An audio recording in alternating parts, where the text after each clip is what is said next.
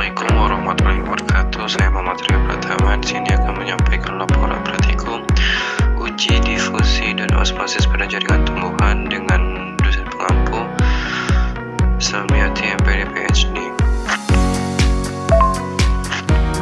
Uji difusi dan osmosis.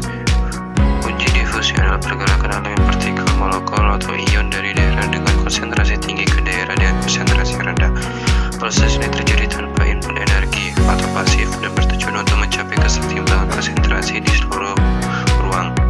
Sedangkan osmosis adalah kasus khusus dari difusi.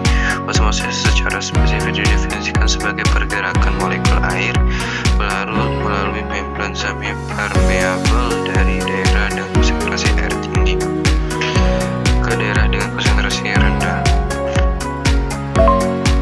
Tujuan mempelajari proses difusi setelah melalui membran sel tumbuhan, mengamati perbedaan osmosis pada sel tumbuhan dengan konsentrasi larut yang berbeda, dan memahami hubungan osmosis dengan struktur sel dan fisiologi tumbuhan.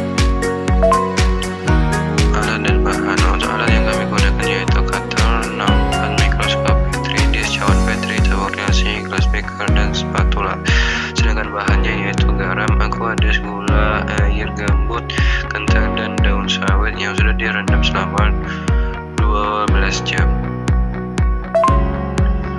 Prosedur kerja. Video pelaksanaan. Hasil pengamatan.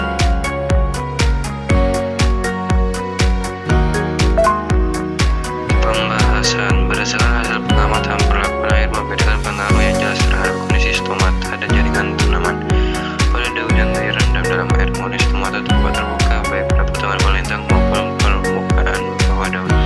Hal ini menunjukkan bahwa air murni bersifat hipotonis sehingga air masuk ke sel penjaga membuatnya menjadi turgid dan menyebabkan stomata membuka.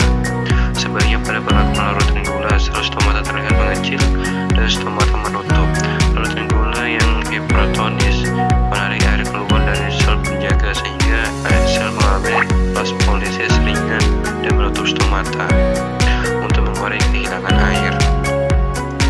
Pada pengamatan jaringan, perlakuan air murni menyebabkan peningkatan panjang dan berat jaringan serta tekstur yang lebih keras.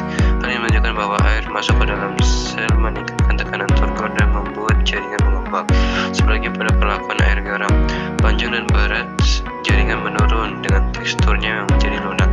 Hal ini terjadi karena air keluar dari sel akibat kondisi hipertonis, menyebabkan sel menyusut, kehilangan turgor, dan menjadi lemas. Teori pendukung. Perbedaan jenis larutan memberikan pengaruh yang signifikan terhadap kondisi stomata dan jaringan tanaman.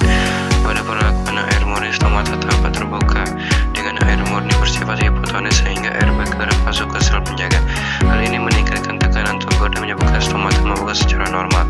Kondisi turgid ini merupakan ciri sel yang memperoleh air dalam jumlah cukup sehingga mekanisme buka tutup stomata berjalan optimal.